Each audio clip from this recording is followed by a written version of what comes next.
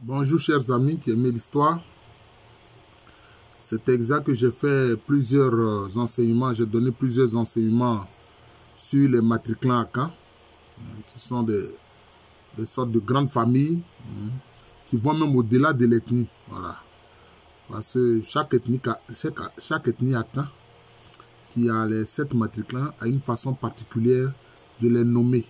Voilà. Alors, ce qui m'amène à faire cet enseignement, cela va porter sur, ce sera une série aussi de 7 enseignements. C'est de voir le caractère de chaque matriclan, mais aussi ce qu'il a découvert.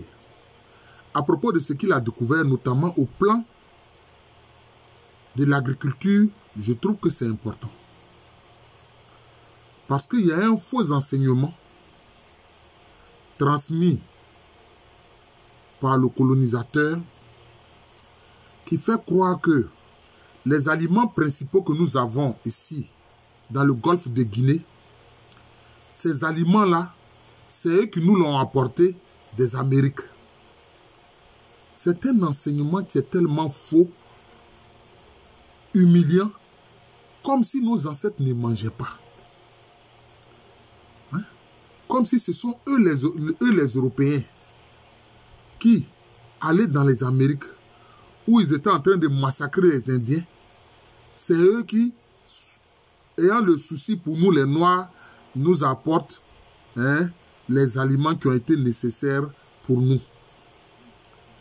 Malheureusement, cet enseignement très faux continue d'être diffusé dans nos écoles primaires.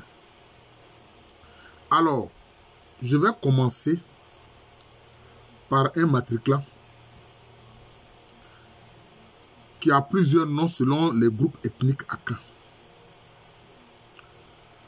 Ce matriclan est appelé Ezohilé par les Nzema. J'ai fait donc un matriclan sur les Ezohilé appelé Asona par les locuteurs du Cui, appelé Godouma par les Hébriers, Katekretana par les Aladiens, Boyo par les Otilés, Samandjemle ou Ivevle par les Abourés.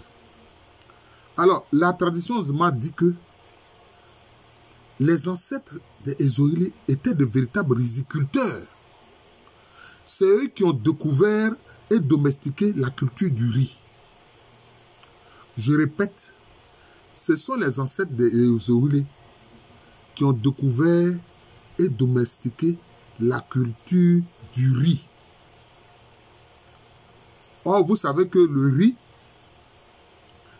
c'est un aliment et une plante importante en Afrique. Et les faux manuels nous font croire que ce sont les Européens qui nous ont apporté ça des Amériques. Est-ce qu'ils auraient su même les conserver depuis les Amériques? Bon, ils l'ont fait pour la pomme de terre parce que là, ils y tenaient tellement parce que c'était pour leur propre bien. Sinon, les Ezohilé, c'est eux qui ont domestiqué la culture du riz. Et il faut savoir que dans la vie des hommes, les premiers étant apparus en Afrique, et à partir de l'Afrique, ils ont peuplé toute la terre, avec leurs différentes adaptations selon les régions. C'est à partir de 11 000 ans avant Jésus-Christ que les hommes commencent à pratiquer l'agriculture. Parce que entre 3 millions d'années et 12 000 ans avant Jésus-Christ, les hommes étaient des chasseurs-cueilleurs. Ils étaient des chasseurs-cueilleurs. D'ailleurs, c'est cette activité des chasseurs-cueilleurs qui a fait qu'ils se sont beaucoup déplacés et qu'ils ont pu ainsi peupler tout le globe terrestre. Pratiquement tout le globe terrestre. Sauf, je peux dire, l'Antarctique, où vraiment les conditions de vie là-bas sont vraiment exécrables et vraiment trop difficiles. C'est cette activité de chasseurs-cueilleurs qui a fait que les hommes ont colonisé toute la terre. Mais les textes, je dis bien les textes, qui servent à pleurer les membres du clan Ezohilé, disent clairement que les Ezohilé étaient des riziculteurs. C'est eux qui ont domestiqué la culture du riz. D'ailleurs, il y a tellement de variétés de riz en Afrique. Il y a beaucoup de variétés de riz. Tellement de variétés de riz. Il y a du riz même dont le grain est blanc, il y en a d'autres dont le grain est violet, etc. Et de couleur violette, etc. C'est ce que je veux dire. Donc vous comprenez. Et ces enseignements mensongers font croire que, oui, les Européens, c'est eux qui ont envoyé ceci ou cela de l'Amérique pour nous les Noirs. Mais c'est ceux-là qui pensaient à notre bien. Oh, le menteur, vraiment, il n'est pas souvent très intelligent. Vous voyez? Donc ce sont les Orilés, appelés Asuna par les locuteurs du Tui, appelés Godouma par les Hébreux, appelés Katekretana par les Aladiens, hein? Appelés Ivevle et Samandjemle par les Abourés et Boyo par les Eotilés. Ce sont les ancêtres qui ont domestiqué la culture du riz. C'est eux qui ont domestiqué la culture du riz. Si bien que chez les Nzema, quand on célèbre la fête qui marque l'année nouvelle, on voit des membres du clan Ezoïlé qui arborent sur leurs épaules des épis de riz.